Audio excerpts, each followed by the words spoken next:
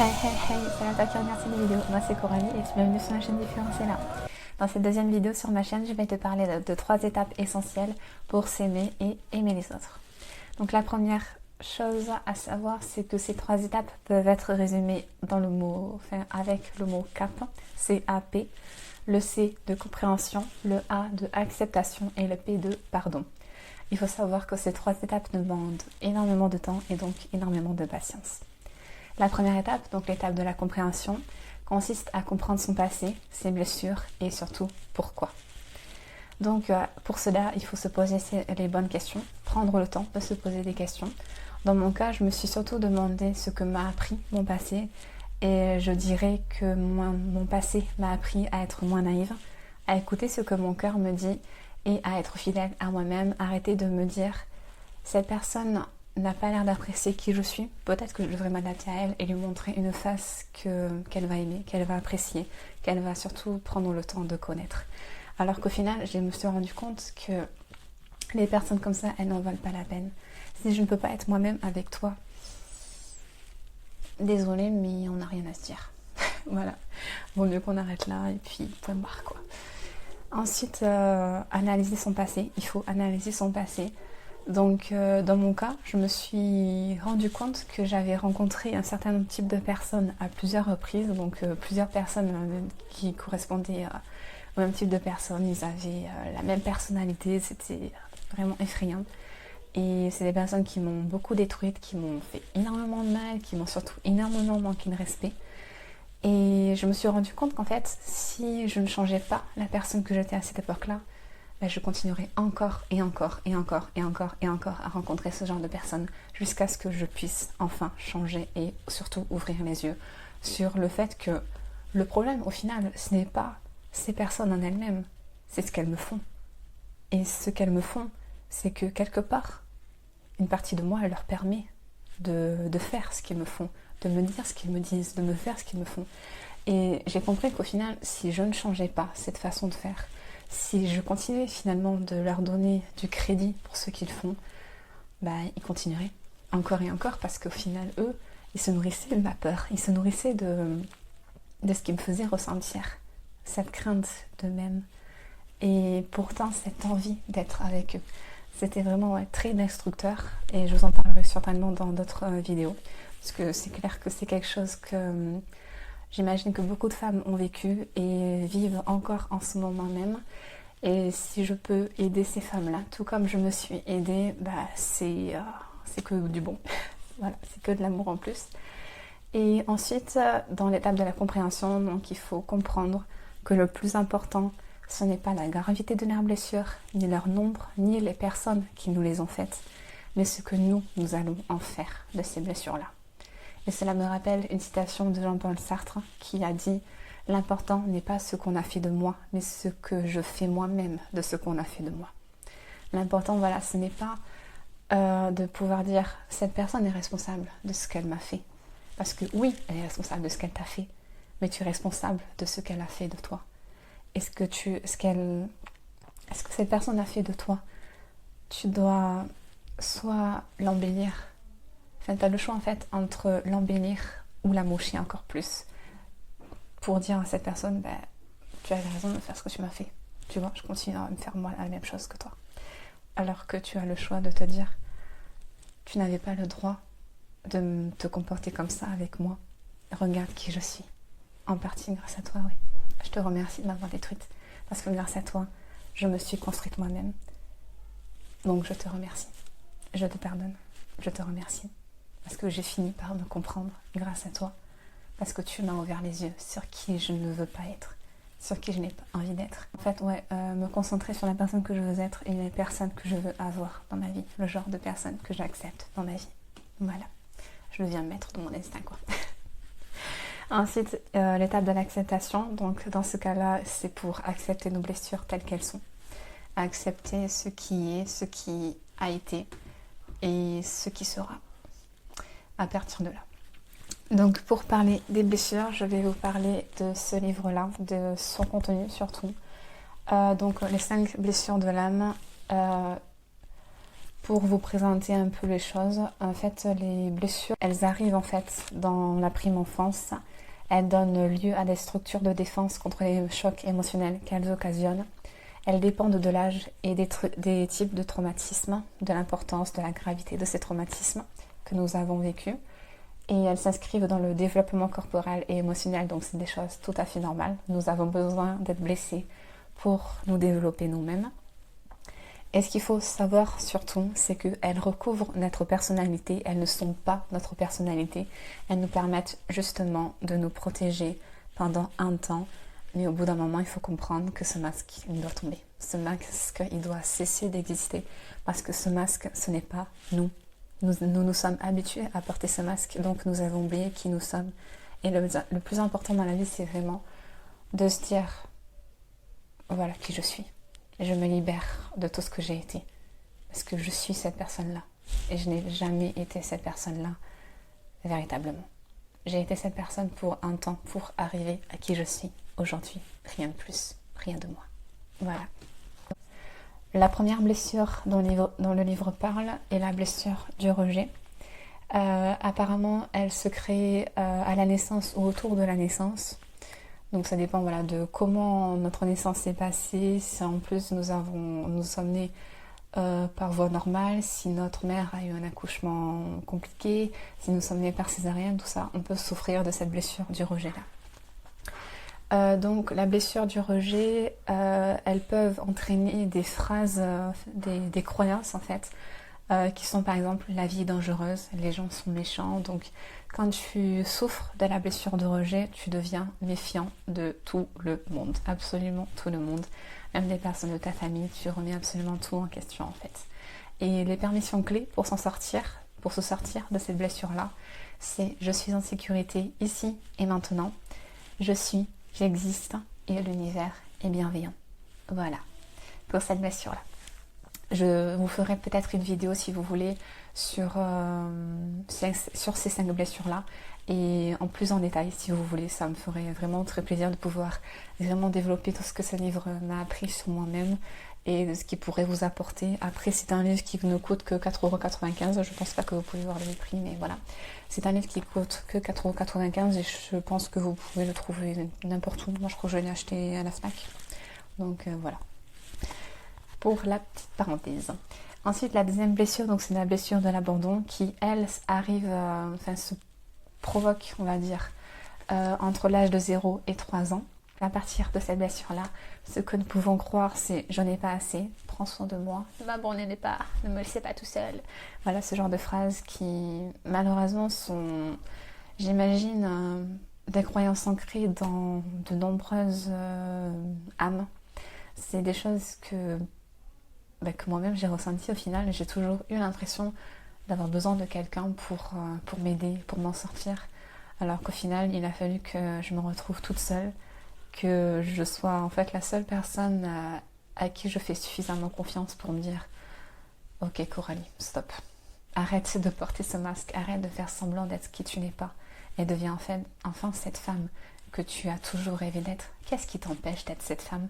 De quoi as-tu peur ? Tu as peur de réussir ? Tu as peur de voir à quel point le monde est vraiment beau parce que tu es belle. » Voilà, c'est vraiment quelque chose de très libérateur, de se libérer de nos peurs, de se libérer de ce qu'elles nous ont fait ressentir, de ce masque qu'elles nous obligent à porter sans que nous nous en rendions compte en plus de ça. Donc pour la troisième blessure, qui est la blessure d'humiliation, elle se situe à l'âge de la prise d'autonomie. Ouais, tu me diras, la blessure d'humiliation, ça peut arriver quand, par exemple, tu apprends à marcher et t'arrêtes pas de te casser la figure et tout le monde se moque de toi et toi tu le vis très très mal.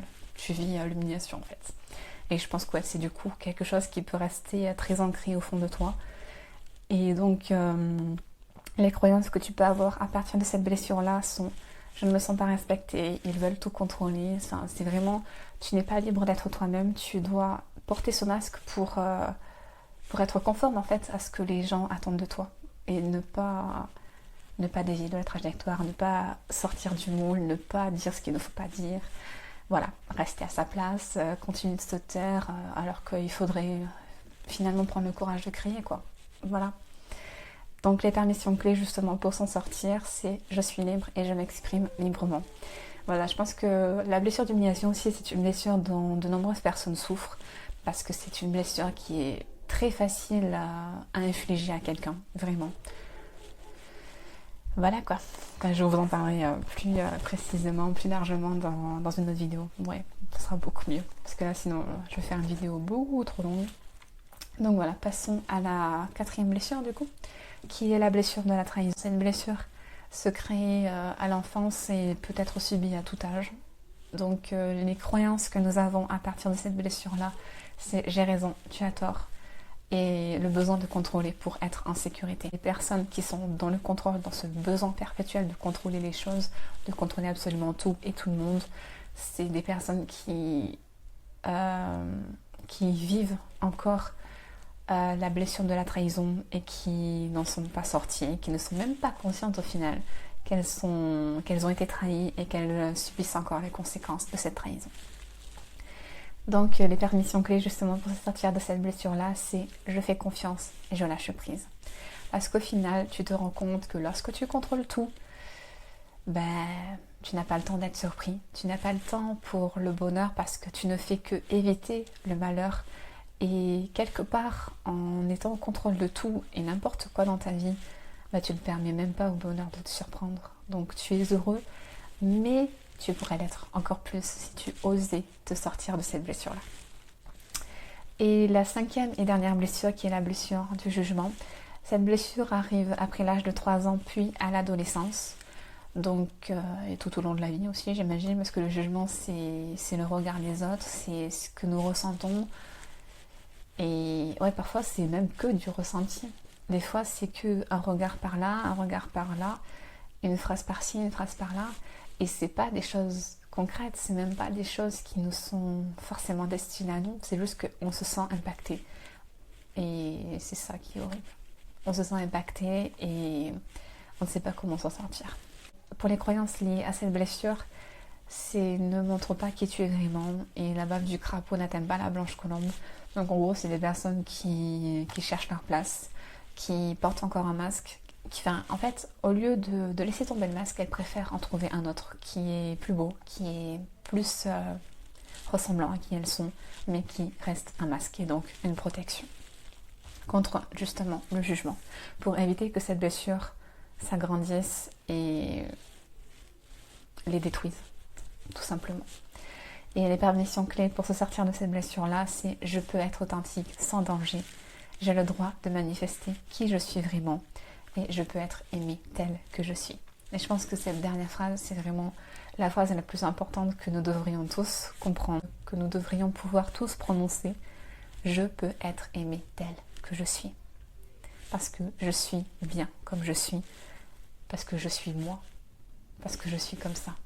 Et parce que je n'ai pas envie de changer. Je n'ai plus envie de changer, de me conformer à qui que ce soit et à quoi que ce soit. Voilà. Et ça me fait penser justement à une histoire que j'avais regardée une fois sur Facebook. Donc c'est une personne qui raconte qu'au Japon, il y a un art qui s'appelle le kintsugi, on va dire ça comme ça. Donc il consiste à réparer les poteries cassées avec de l'or. Donc au lieu d'essayer de cacher les cicatrices de l'objet, cet art a pour but de les mettre en avant pour montrer qu'elles font partie de son histoire et qu'elles peuvent parfois le rendre plus résistant et donc plus beau aussi. Donc c'est pareil pour nous en tant qu'être humain au final. On passe notre temps à vouloir cacher nos blessures, à vouloir les... Parce qu'en fait la société n'aime pas les imperfections. La société n'aime que ce qui est parfait. Et puisque nous sommes des êtres imparfaits, nous nous sentons obligés de porter un masque, de porter une carapace, de porter un déguisement, qu'importe le mot que vous voulez accorder à cette chose. Nous sentons tous le besoin de porter ce masque, de porter ce déguisement, malgré son poids, qui peut être parfois énorme et étouffant et énormément culpabilisant. Il est temps de se libérer de nos blessures, de les comprendre et de les accepter pour enfin maintenant les pardonner. Donc l'étape du pardon, elle consiste forcément à pardonner les personnes qui nous ont fait du mal, à pardonner toutes les personnes que l'on considère comme responsables de nos blessures à nous libérer au final nous-mêmes, parce qu'en libérant ces personnes-là de leur culpabilité, nous nous libérons nous aussi du poids de leur culpabilité, et ça fait un bien fou. Et il faut aussi savoir se pardonner soi-même, mais je sais que c'est l'étape la plus difficile.